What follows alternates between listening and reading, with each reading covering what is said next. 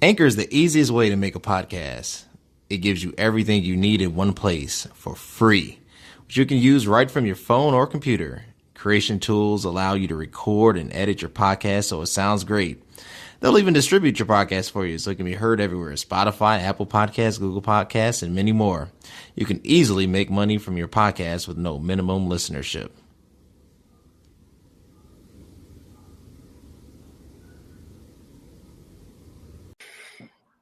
Awesome, everybody. Welcome back to another episode of It Is What It Is podcast. I am your host, Cody Kelly. Look, connect with me everywhere. You connect with me at the link below. Hit me up on IG at CVMK33, YouTube at CVSpaceK. I'm super excited. You know, LeBron James just won his fourth ring. I had to come to you with a special presentation of the GOAT Talk. And before we get into this presentation of my guests, who I'm so happy to have here, still waiting for a couple others to join, I have made a special presentation that solidifies the GOAT argument. I'm going to share it, and then we're going to discuss it. So here we go. It is going to be amazing. You didn't think you were going to get a presentation today, but it's all part of it. Make sure this is sharing from the beginning. All right, guys, this is why LeBron James is the GOAT. He's more than the king. He is the greatest of all time. He's the best basketball player ever. Hands down, it is without a shadow of a doubt that we are witnessing history in the making, even greater than, thus I say, Michael Jeffrey Jordan. This is why. 1.3 thousand games played, 2 Olympic gold medals, 1 Olympic bronze medal, 4-time NBA champion, 4 MVPs, 4 finals MVPs, 49,000. You heard it correctly. 49,000 minutes played. I don't know why it says played it, but it should be played. 9.4 rebounds per game, 9.3 assists per game, 2 steals per game, 1 block per game. He is shooting 50%. His career average is 50% from the field, 34% from the three-point line. Amazing. Even better, I prepared a little special video for you guys that just highlights how great this dude is.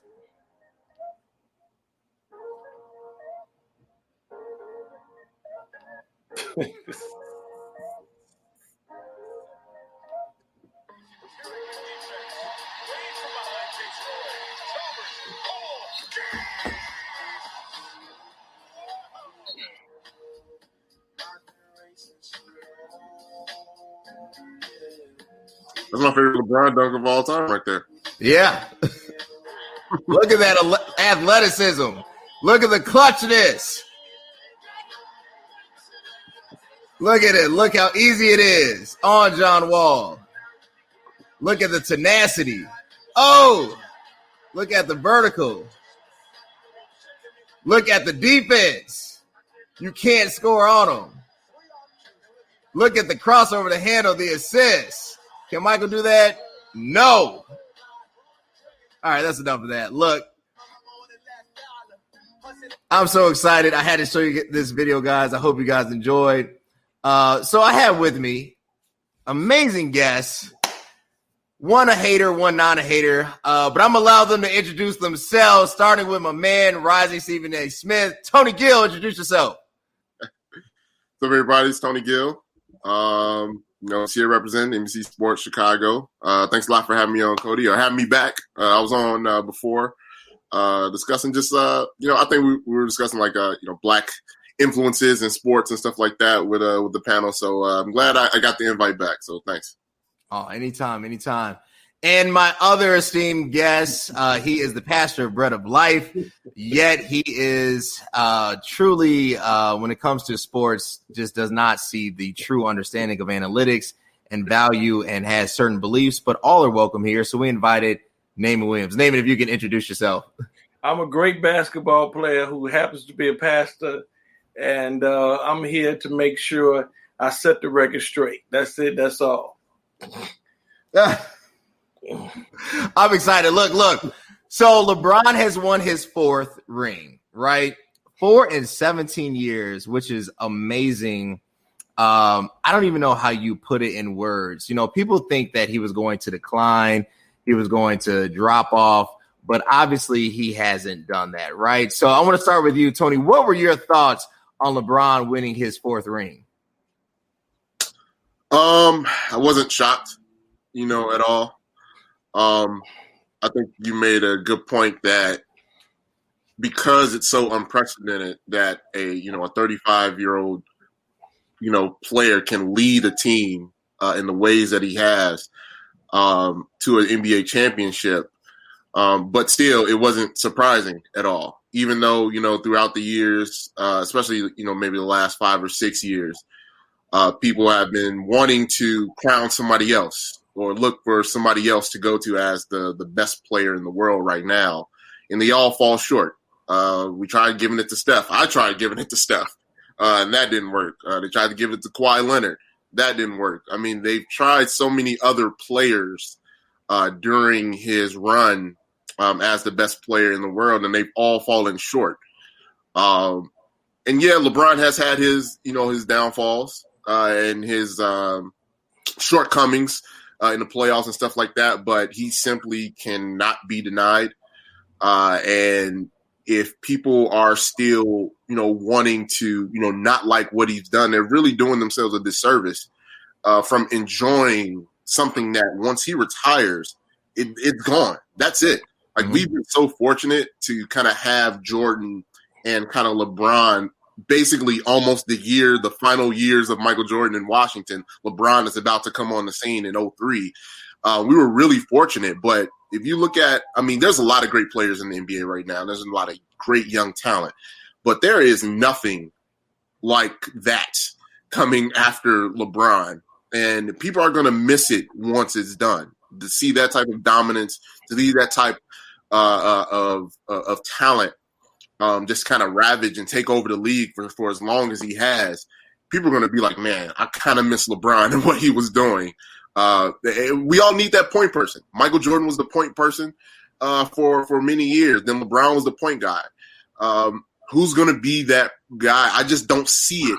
One person to dominate the league like that, at least not yet. So that's kind of all the thoughts that I had once LeBron won the championship. No, same here. There's nobody to me that is his successor. I think Steph has a good shot, but to carry the full weight of the league, I don't just see it, right? I got to address this comment. Michael Simpson goes on to say, call me when LeBron puts up 54 points in regulation as the member of a number 8 seed against a number 1 seed and had 5 future Hall of Famers. Okay, so obviously he's talking about the Boston Celtics series. LeBron has been an 8th seed before. He has been a 5th seed before. Remind you who he beat in 2007 to go to the NBA Finals the first time. Let's talk about it. Boston has their Hall of Famers can't compare to Golden State Hall of Famers outside of Larry Bird. Everybody else, yeah, Kevin McHale, great. Is he a Klay Thompson? No. Steph Curry, definitely not. Kevin Durant, not even close. And LeBron almost took them down. He took them down without KD. They had to add KD, which is like adding steroids to Barry Bonds. And that's how they beat him. It took 4 real Hall of Famers to take down one king. Naaman, I'm on to you. What were your thoughts about King James as he conquered the 4th dimension? You just disrespected the Boston Celtics, man. I disrespect everything that's not LeBron. Seriously? So Klay Thompson's career is better than Kevin McHale's right now at this present moment? Yes. Okay. All right. I know it. So you must be 5 years old. So let me go ahead. LeBron has earned my respect. I'm a Lakers fan, so I had an opportunity to look at him from a different angle. So he has definitely earned my respect. And I wanted him to win the championship, but I did know what was coming behind it of who is the greatest player of all time. So I respect, the LeBron fans because there are many of you guys, and I respect him highly, but I still don't consider him being the GOAT. That's sad. Well, let's take it here. What will it take, Naaman, for you to place him in that conversation? For me, I love LeBron, but if you still want to give to Michael, I'm only okay with it for one more ring. After he gets to 5, I don't even want to hear Mike's name, right? I don't want to see the last dance after he gets to 5. He doesn't have to get to 6. He just has to get to 5. Why doesn't he have to get to 6? Because LeBron's championships are harder won.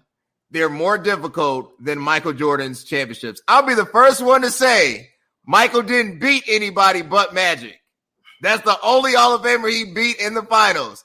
Everybody else was Charles Barkley. Oh, maybe Charles. I mean, Charles is kind of like hodgepodge between Draymond Green and, Zion Williams. But his team was trash, right? Outside of Magic's Lakers, Mike didn't beat anybody. I will go on record and say that. LeBron has taken down the dynastic Spurs. LeBron has taken down the dynastic Warriors. LeBron has taken down the dynastic Pistons. Okay, Mike did it too.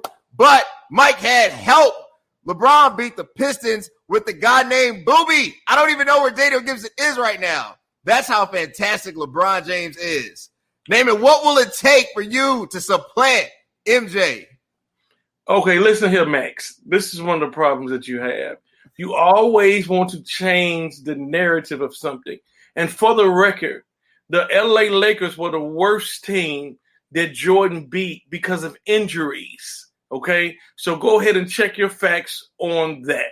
Okay, so and you said something that is ridiculous. It was the number one argument against LeBron. You said he didn't have any help when the man went to go and get help.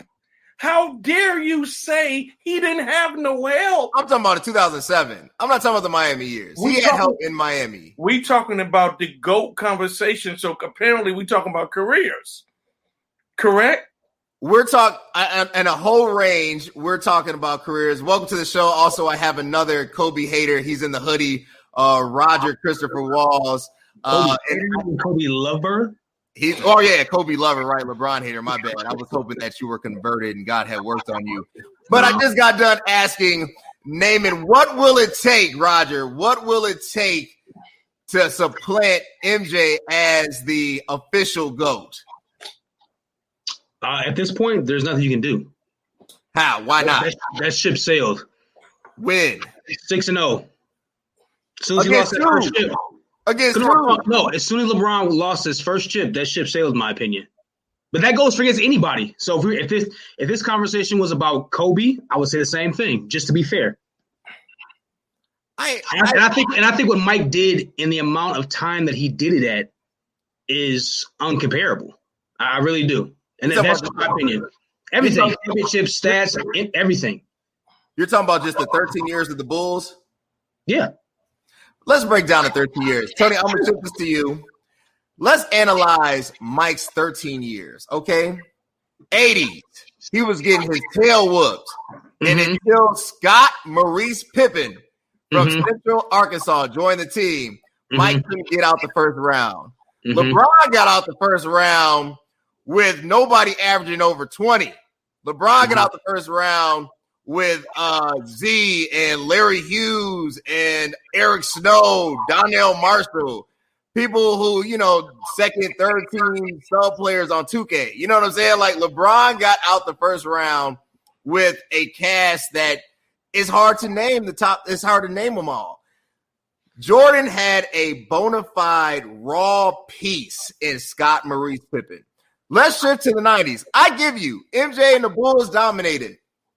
But there was a young Memphian named Anthony Penny Hardaway. Him and Shaquille dethroned the Bulls for a year. Totally knocked them off. I don't want to hear it. Cody, but that's Mike coming back in the middle of the season, though. He was still playing baseball. He's still in athletic shape. Shape. That's a different baseball shape and basketball shape are completely different. Your muscle memory is different. That's a no. What happened the next year, Cody? The next year, Magic didn't want to be there. That's what happened. What happened the next year, Cody? Magic beat themselves the next year. No, they got whooped. The same people. Right, okay. Tony, the question was to you. Break down Mike's career in the 90s and see how that stacks up against LeBron's. I've been a part of this conversation a bunch of different times. So here's how I kind of rationalize the two. One, I think some people confuse greatest career versus who's the best basketball player. And I think those are two different conversations that you can have. Because I think LeBron maybe have the greatest career, but in a straight up one-on-one, who has mastered the game, some people may take MJ. And I can't argue that down. In terms of mastering everything that goes into winning a basketball game. Another thing that when you look at Mike's career, and here's why I give the edge to Jordan, and I'm a LeBron fan though. Here's how I give the edge to Jordan. Michael stopped a lot of people from winning championships. And in LeBron's reign and LeBron's run, there was quite a few people that have won championships. And I would say, the level of play around the league may be, a bit higher. The math is different. People are taking more threes, taking advantage of that in LeBron's era. But the way Jordan denied so many people rings, I think that has to be taken, into account. Albeit that Warriors team is, if not the greatest, one of the top 3 greatest teams of all time, simply unprecedented. But what's the name of this podcast? It is what it is. It is what it is. I mean, that's what it was. That's what you have to go through in order to get that, that title, if you want to be known as the GOAT. And I was a firm believer for a long time that, LeBron was the great. He's certainly the greatest basketball player I've ever seen personally. But again, the denial of rings for a lot of people that were very good basketball players. You're talking Reggie Miller, Patrick Ewing, Charles Barkley, first ballot greatest 50 players of all time players cannot get a ring because Michael Jordan was also in his prime while they were in their prime. I hear you. I think MJ's overall lock on the NBA community was a bit tighter. I agree with that.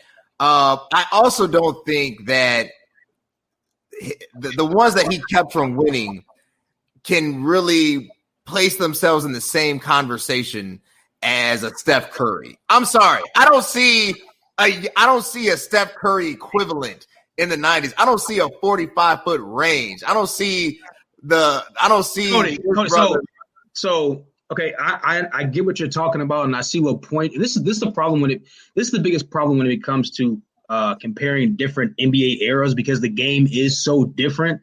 But you have to, like, you're telling me if Reggie Miller wasn't a part of today's game, he wouldn't be playing the same style. I mean, he was born in the 90s. Yeah.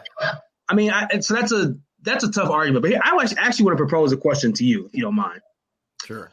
What is it about LeBron fans that makes them so upset about him being number 2 of all time? Like Stephen A. said, I think it was yesterday or today, he said, why is that such an insult?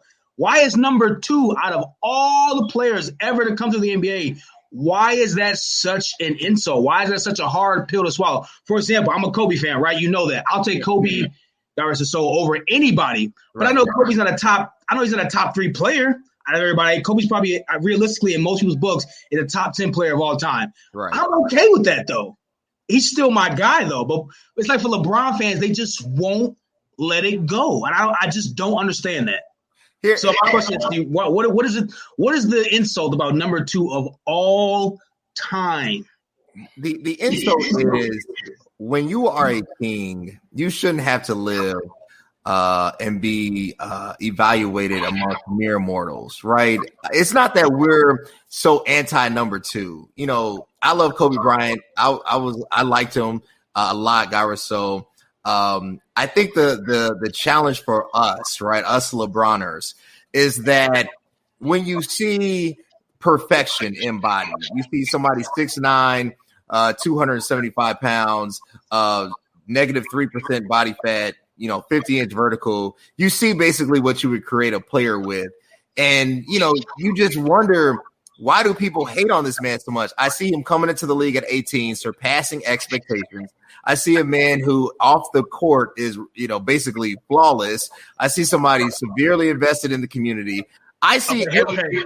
Real quick. I think this is the thing. No one, honestly, to me, no one was really legit hating on LeBron. I think the problem was initially is that they gave him his crown without him winning anything yet. I think that was the problem. I think they crowned LeBron too early. And by doing that, I think it put this extra expectation on him. And then when he didn't succeed the way people thought it would go, I think that's where the big disconnect was. Like, okay, we knew he was, one of the top guys in the league, from, let's say, his first year, and beyond. But I think because they gave him that crown and it was so much expectation immediately, when he didn't meet that expectation in the time frame that people anticipated, I think that's where people were like, okay, I'm tired of all this hype. I'm tired of this guy doing that. And then when he lost against Dallas, okay, it was really like the asterisk mark on who he really is. I think that's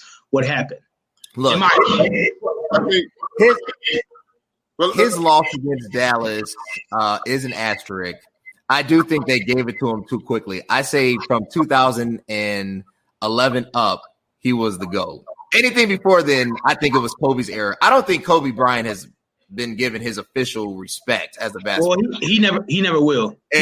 Yeah, and I probably think it's because when people see Kobe, they automatically associate him with Shaq, right? So it's like, no, Shaq, so his legacy, unfortunately, is impacted by the greatness of Shaq, and that's unfair. I think, Cody, I think too that number one, and I'm gonna speak for a lot of people. We have a problem with LeBron. It's because LeBron fans, it's so many of them that we feel like don't know the game, ain't never played the game. So we look at y'all as being extra soft. It's because the era that we playing right now is so soft. Even if you play pickup ball over the last 10 years, it's changed. Soft. So what we're saying is Steph Curry is the greatest shooter I ever seen. Right. But if you would have tried to run through them screens in the 90s, they would have ran right through him and put him in the stands a couple of times just to put something on his mind. And Cody, what is that basketball though? That's not basketball. Right. It was back then. It was basketball for us. Y'all can say it's not basketball, but we watched this, and it was. When we played basketball, it was much a physical game. So for y'all to talk to us because it's a different era and because y'all younger than us, we would have put y'all on y'all tail. And I know y'all saying it's not basketball, but for us, it was. You just put on the paint, Tony. It was. You meant that. Yeah, I don't think everybody of the older era agrees with that because look how people view those Detroit Pistons championships. Yeah, they won a championship, but nobody respects the way they won that championship. Who does? Because Tony, because you live in Chicago. No. I don't have a connection to that era whatsoever. Who didn't respect the bad boy? We didn't like them. We didn't say we didn't respect them. But you know how they were back-to-back champion and should be respected as such. But if you ask around the league and fans around the league, everybody universally did not like that team because they were not playing basketball. Michael Jordan and the greatest of all time, we're talking about the GOAT talk, that was Michael Jordan's issue. They weren't. He was a better basketball player than any one of those Detroit Pistons, and they weren't playing basketball. Right. So, Tony, can I say this? I think our eras is different. It's because your era, everybody who plays gets a trophy. My era, the only person who gets a trophy was the winners. So that's that's a difference in it. We didn't get participation trophies when I was growing up. And I'm just saying, if that's the way they figured out how to win, we got to respect them because Jordan had to beef up and he had to get mentally tougher to get past the Pistons. I'm just saying, if that's the way they found how to win 2 championships, much respect. We can't beat it. Then they good. You know what, two naming. I think honestly, if we could rewind the clock and talk to people who lived in Cleveland or talk to people that, people outside Chicago, and I had to learn this too, like during that era, they didn't like Mike either because Mike was beating them. So it wasn't like you talking about, LeBron getting haters, LeBron got haters.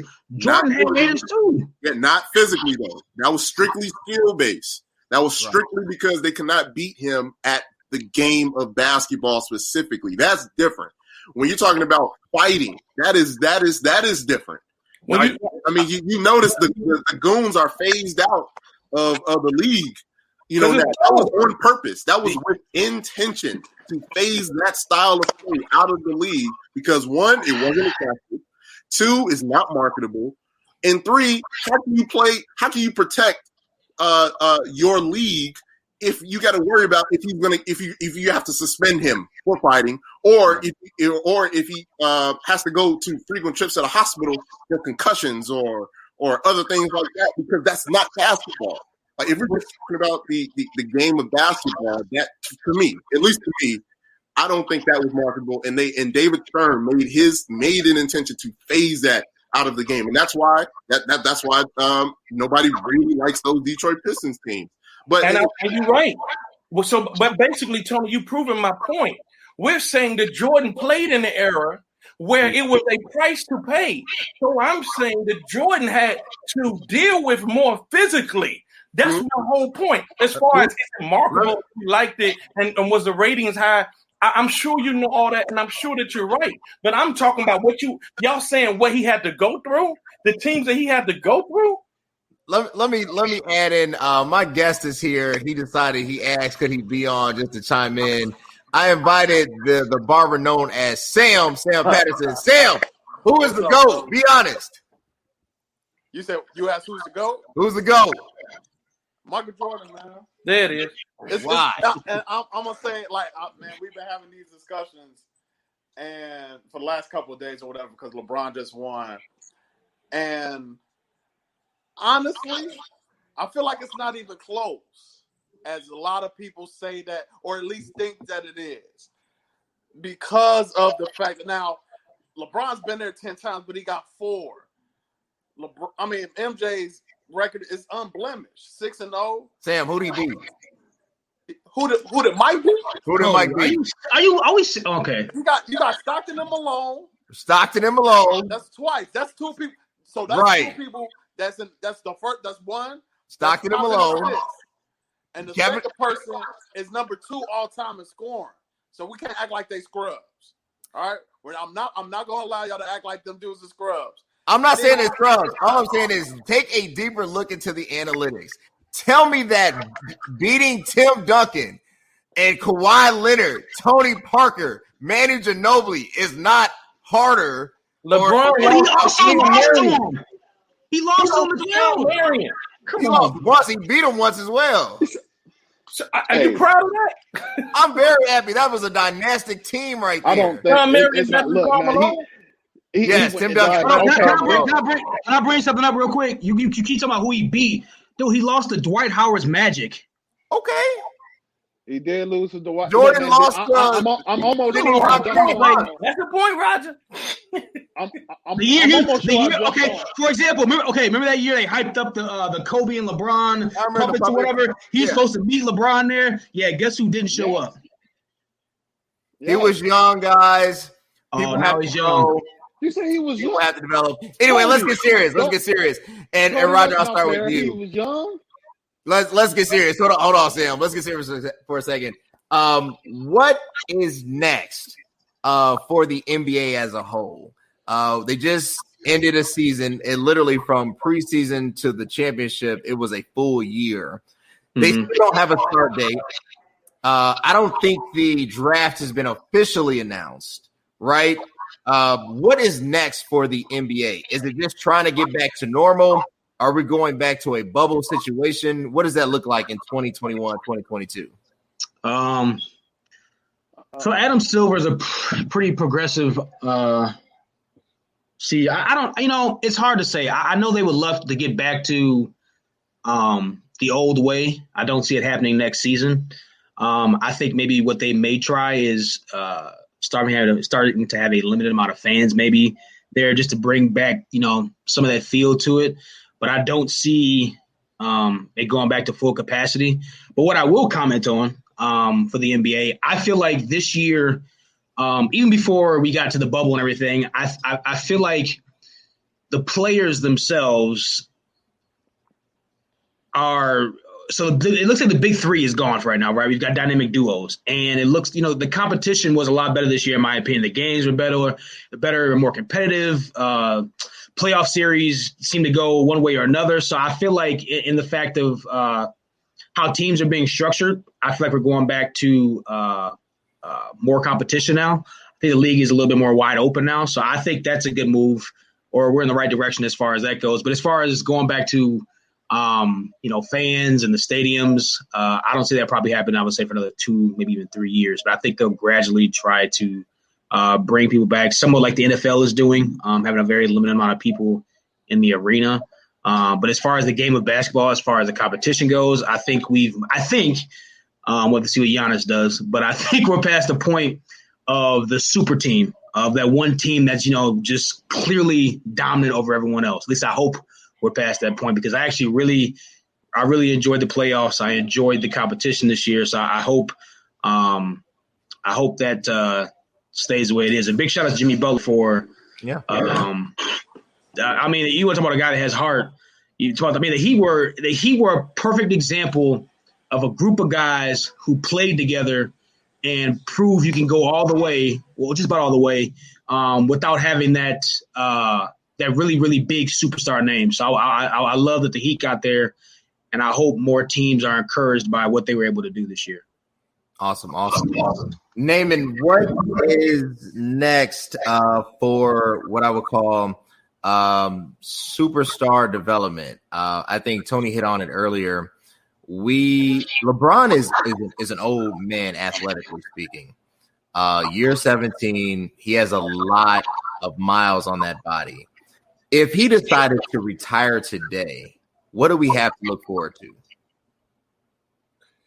Oh, I think the NBA is in better shape than we can give them credit for. It's because we had a bubble without Steph Curry, Klay Thompson, Kevin Durant, and Kyrie Irving.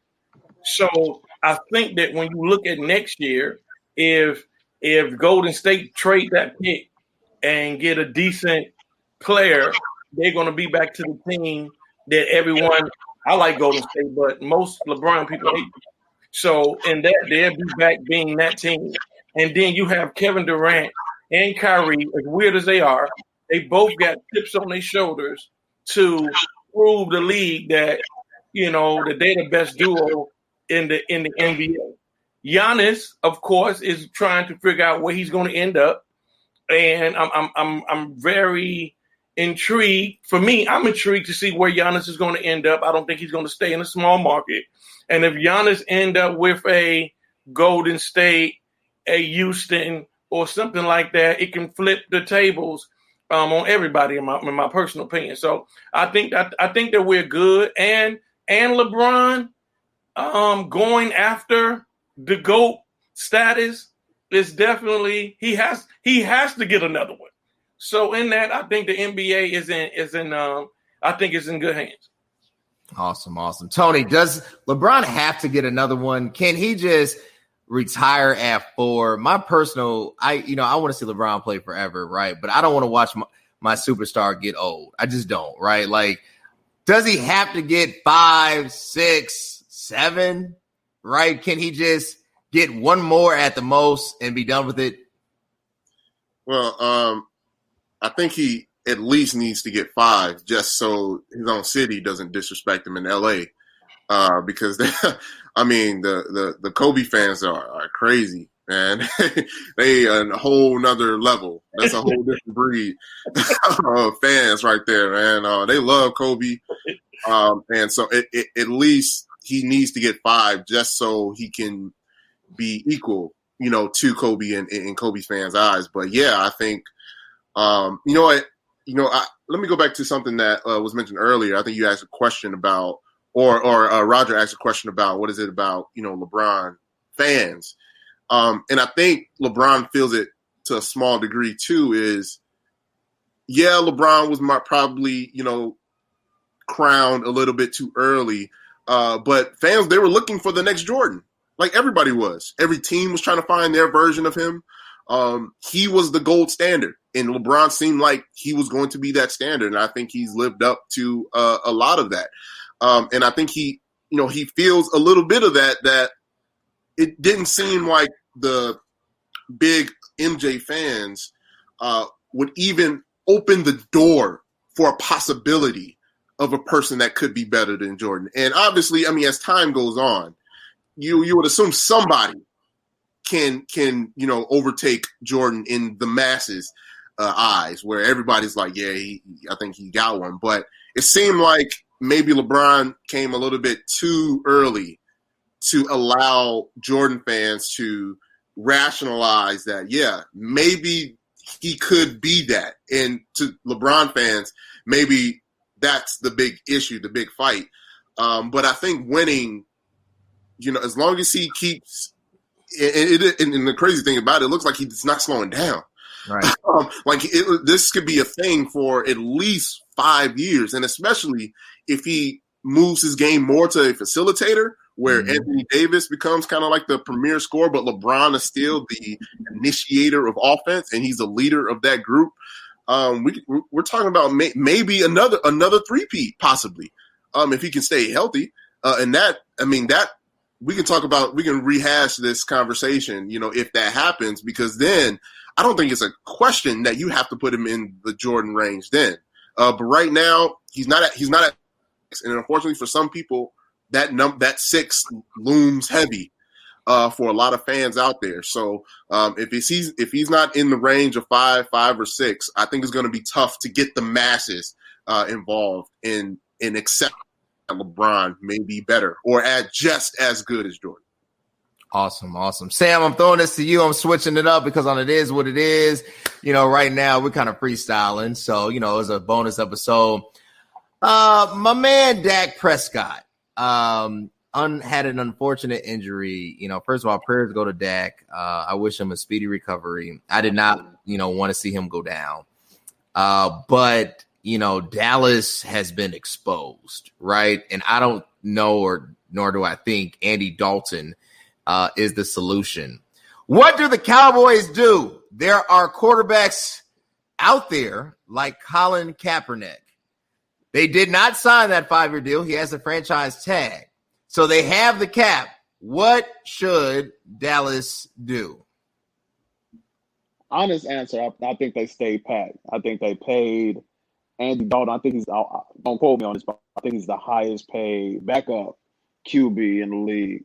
So I'm pretty sure that Dallas, as a team, stays packed, and they just, going to let Andy Dalton play it out. I personally would love to see someone like Cap get at least a look at. We had that film, what was that, sometime earlier this year, or maybe it was sometime last year, where he went and worked out, had a couple of teams come and look at him. So that actually would be awesome. It was definitely sad to see Dak go. I saw as soon as he planted that foot, and it rolled over. I'm like, man, yeah, that's pretty much the season. But Dallas, honestly, they're lucky to be in the division that they're in. They could actually probably still win it with Washington and the Giants, and I want to say the Eagles, right? Yeah. And out of all those teams, they still might be the best team in that division, so they can actually still make a playoff run without possibly their best player and their leader and their quarterback in that. But yeah, answer the question, absolutely. I think they keep Andy Dalton. They're going to let him, this will probably be the best team he's ever had, too, as a QB. For him being in his older years, as far as weapons are concerned, he has a lot of guys he has to throw the ball. He has a decent offensive line. You got a stud as a running back. They can actually make a little bit of noise. And the worst thing that probably happened was that Dak got hurt and he didn't get his money. Right. That hurt me. Even that was one of the first things I thought about. The first thing I thought about was my fantasy team. I know that's a little selfish because I definitely have Dak as my starting quarterback, and I've been killing. I'm like, oh, this is terrible. But other than that, I was like, man, they didn't pay my man. I felt like he was going out there. He was going hard, man. He had I want to say it was 3 straight games with over 475 passing yards. Yeah. How do you not pay that man? It's guys that's not doing that over. They're not giving 475 yards over 2 games. Right. And he had that per game. So yeah, man, Dallas. Like I said, they're pretty much they're going to stay packed for sure. I don't see them signing anyone now. And don't get hurt, then you know that it's all she wrote after that. You got to do something. That's true. It's some other guy. Look, it's some jobs available. I know you didn't mention the Bears. I'm about to. The Bears questions coming up to my man Naaman. Naaman, is go. Nick Foles the answer going forward, or should we just hope for the best? No, he's not. No, not at all. Matter of fact, his arm is worse than Tom Brady's. I looked at the other day. That's what I saw. Maybe Tony can help me with that, but some of those look like some of them lollipops he threw up there was looking terrible to me. I know he's a great guy. I can tell that the locker room likes him. I will give him that. But passing up on Cam Newton, I think that's just something that, you know, I know we was all in the back of our head, just like even though Cam was supposed to be hurt at the time, I'm like, and then the amount of money that Nick is making, you know, so that's kind of like, but I do want to say something about Dak, and I got to be done. I am upset that he didn't hold out. If Ezekiel he can hold out and go to Tijuana and get high and whatever and still get his money, and you got, you know, Dak being the choir boy and the team player, I have a problem with that, you know. And I know I think they had a 5-year deal on the table and he wanted 4. I'm just saying, hold out and then get that. Hold out and then get that, because I think that a lot of, especially African Americans, have learned in this with him that you just hold out for a little while. You got an agent that's supposed to hold you down anyway in them times. Hold out and actually get your money. That broke my heart, man. That broke my heart. Awesome. Roger, are we witnessing the best from Russell Wilson? Is he this year's MVP, or have we just overlooked how great this quarterback is? So I love what Wilson is doing. However, if I had to choose an MVP right now, my personal MVP would be Aaron Rodgers. Don't hate me. I know it's a piece of Packer, but as Stephen A. says, Aaron Rodgers is a bad man. So what Wilson is doing is great. Russell is as great as he is even right now in this season he's having this right now. I still think he's underrated. This is definitely the best we've seen him. As I said, Russell Wilson has been unleashed.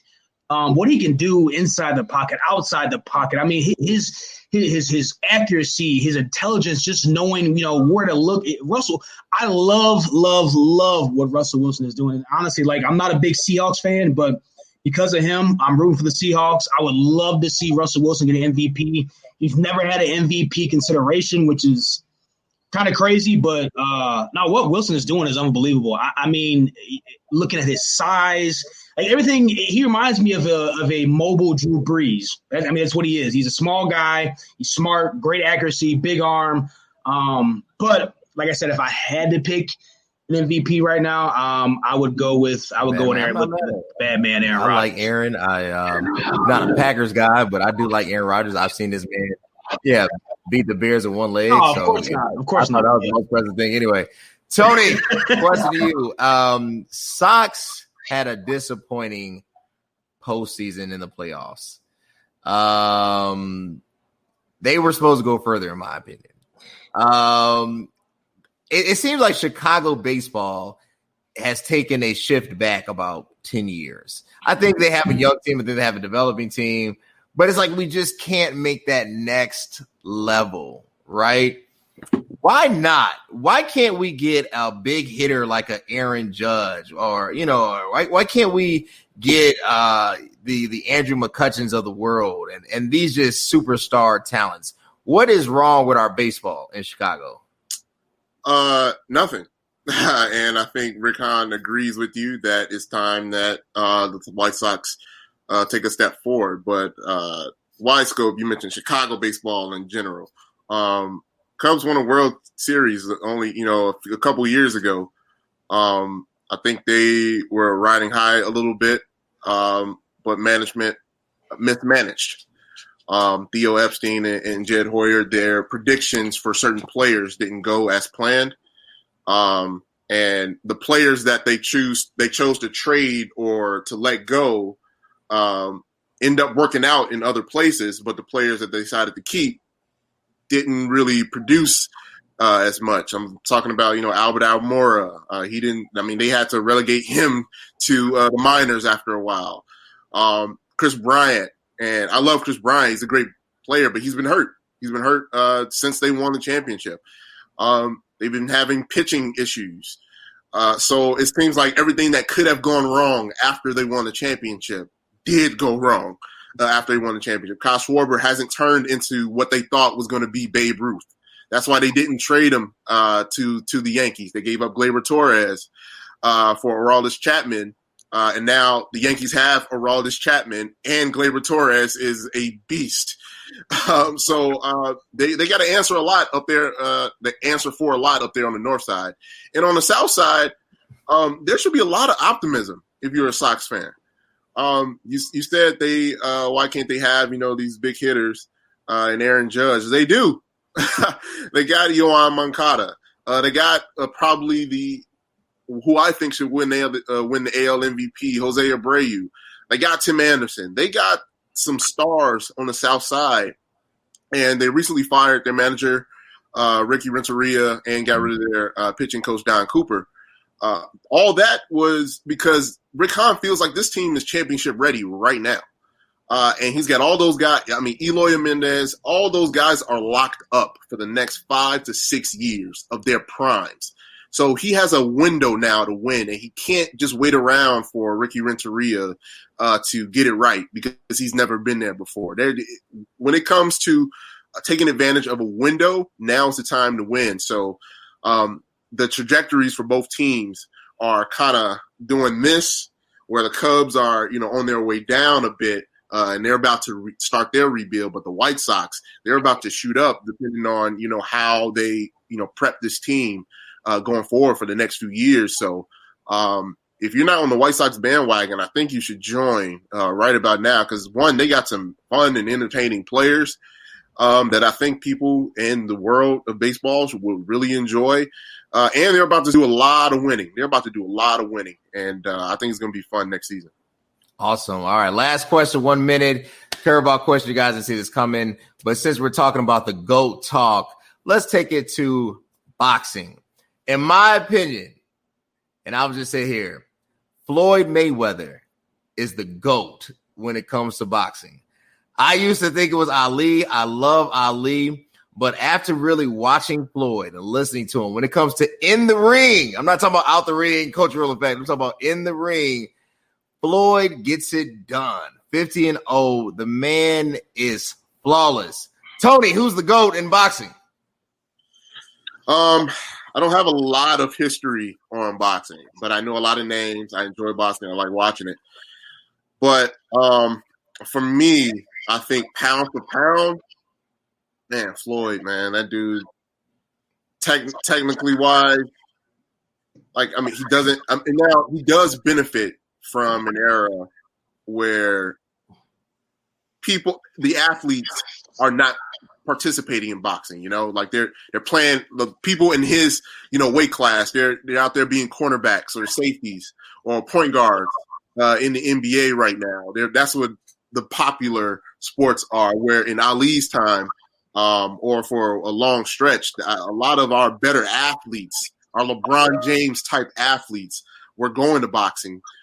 in that era. But I think I'm going to lean Floyd just because, one, I've seen it, all of them. Mm-hmm. And, I mean, he just dominated the era. I mentioned Jordan prevented a lot of people from winning. Nobody has beaten Floyd ever. And has become – there were a couple that were, some realistic challengers. But overall, I mean, his dominance over the boxing world is something that, we rarely get to see. So I'm glad I got to see it. So I'm going to lean Floyd. Awesome. Sam, GOAT in the ring. I'm going with Floyd. Who you taking? I can't disagree at all. I'm not even going to attempt to try to name any boxers, anything like that. My history is very slim. But we all, at least in our age group, everyone looks to be around the same age. We've all at least got to see Floyd pretty much just dominate that sport. There's really no, I don't want to say it's no discussion, but if we're going to talk championships and golden unblemished records, and he has one, how can I say Jordan's the GOAT because he won 6-0? And then say Floyd's not because of the competition or because of the style or anything like that when he has not been beaten. I'm the champ until you beat me, right? No one's beating him. My only other take would be, my personal would be like I would like to say like Tyson. I used to watch Tyson films. Like I still from time to time go on YouTube and watch Mike Tyson just because he was just knocking people out, and you're just amazed at like, Jesus, this dude is shooting. Even at his age now, talking about coming back, I saw some of the things he said, and I was like, Lord, at his age now, I still wouldn't want to fight Tyson. Right. But other than that, I'm gonna pick Floyd. Awesome. Naaman, I know you saw it live, Floyd Patterson versus Sonny Liston in 58. So I want to ask you this. Who is the GOAT in the ring? Listen here, Jay Williams. I hate how you always change the narrative, man. When it comes down to LeBron and Jordan, you say Jordan ain't beat nobody. Right. But you pick Floyd Mayweather. He beat everybody. Who are they? He beat Sugar Shane. Come on. He beat Arturo Gotti. Come on. Arturo Gotti is terrible. He beat Pacquiao. At 70 years old. He beat Tony James. Okay, see, Tony, I'm done now. Just because he said that name. What I'm saying is Muhammad Ali, everything he had to go through as a man at that time, and we talking about eras, y'all, for real, what the man had to go through and what he gave up in his career, there's nobody greater. There's nobody greater. And Cody, you can't change the narrative of who somebody beat in one sport, and then we come to boxing, it don't matter no more. I mean, it matters, but like I just think that point is irrelevant. Here's why I think that point is irrelevant. Please tell me. I think, Ali is fantastic. I think his narrative is better. But when I look at in the ring, like, I just think, my fight, I think Ali against all three Frazier fights and the Foreman fight, those to me are his four main fights, right? I think you could come up with 4 fights out of Floyd's entire career. They might not beat the Frazier 3, especially Thriller Manila, but I think Floyd is a better boxer at the end of the day. He fought Conor McGregor, y'all. Conor McGregor. Y'all cool with that? Conor McGregor. You don't even mention his name, do you? He can fight. He's a UFC fighter. And don't get me wrong, Floyd top 5 to me, y'all. But when you talking about who he beat, come on, Cole, you can't change the narrative.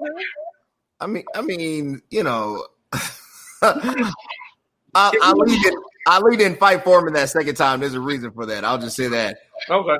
All right. Roger, who's the GOAT in the ring?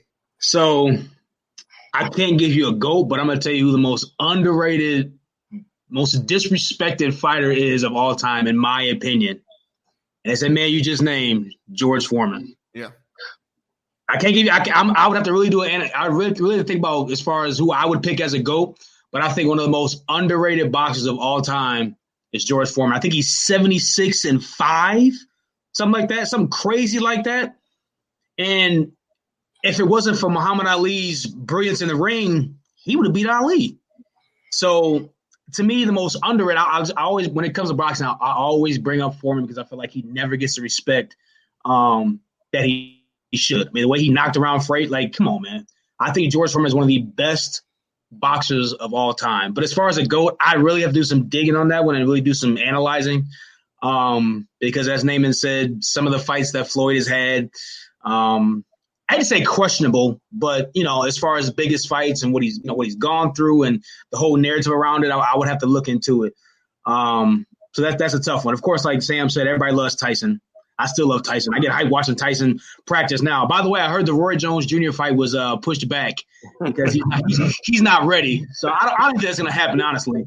If you sent me a video and I saw what Mike was doing, like, no, I'm good. Right. I like Mike Tyson. Mike Tyson he's that guy. And the crazy part is, like, if you listen to that podcast he had, I think it was with who was it? Sugar Ray Leonard. I think he talked to, I believe. You talking about a hot box? Maybe. I'm not sure. I'm seeing small clips of it, but like fighting, it's who Mike Tyson is. You know what I mean? And that's what makes him such a scary opponent. He actually, when he was describing it, he began to cry because it makes him that emotional. So, which is scary. But yeah, for a GOAT, I'd have to do some digging on that one. Yeah, I don't know. I'm not sure who I pick. But like I said, most underrated fighter to me and most fighter that's overlooked very often when it comes down to talking about the best boxers of all time, and even when you throw in somebody's record, I think George Foreman is extremely underrated. He whooped the like cats, and people didn't want to fight George. So I just gotta mention, like, I don't like the disrespect of his his opponents, Floyd. I had to be reminded. I just looked it up. SB Nation has a list ranking all of his 50 wins. He fought everybody. Like, he didn't miss. Like, he fought everybody. Now, you can question the overall boxing talent. Like, I said before that, a lot of our main athletes have played more popular sports as time goes by, but he fought everybody. And there's some names on this list that, aren't nothing to sneeze at. He fought, Manny Pacquiao. He fought Zab Judah. Yeah. He fought Luis. He did fight De La Hoya. He fought De La Hoya. He fought Canelo Alvarez. He fought Maidana. He fought Miguel Cotto. Like, he fought everybody he was supposed to fight and beat him. So, and it wasn't, with split decisions. Like, he was beating these dudes. So, yeah, I don't want to disrespect Floyd's opponents. He fought everybody he was supposed to fight. It's just, if you want to question anything, you can question the overall boxing landscape because of the lack of athletes in it.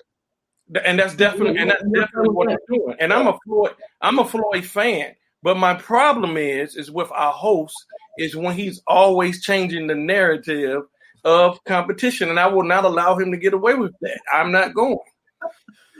It is what it is. You can change the narrative. I want to thank all my guests. It has been an amazing time. Look, next week's episode, I have the evangelist Chris Ann Fears. We're going to be displaying some of her latest projects. I'm super excited about that episode. Then I got the rapper known as Schaefer Jones out of Chicago. He's on Tuesday.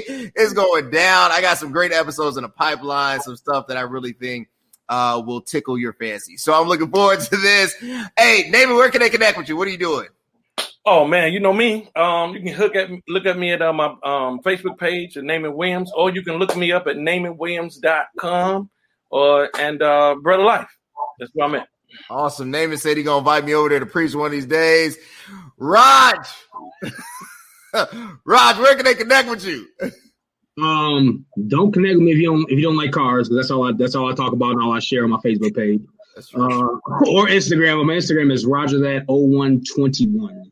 That's true. He loves all foreign imports, Lambos, Ferraris. That's the wrong narrative. Tony, where can they connect with you? Yeah, you can find me on Twitter at @VTonyGill and on Instagram at @VTonyGill. Talk sports, talk about life, all that stuff. Just connect with me there. Awesome. And Sam, the man, we still got to get that unit, man. I'm ready for you, Doc. Oh, wow. Where can they connect you, my man? Oh, man. So Facebook at Sam Patterson. Also Instagram and Twitter at SJP 1988. And what's name going to the shop? I'm right on 82nd and King Drive. I come fade y'all love real quick. Awesome. I'm almost ready for you, Cody, when you're ready for it. Hey, I'm ready. I'm ready. I'm about to change it up. I'm about to get rid of this bald head. Y'all going to see me, boy. It's going to be different. So I'm looking forward to it. I appreciate all my guests. Till next time, guys. Thanks.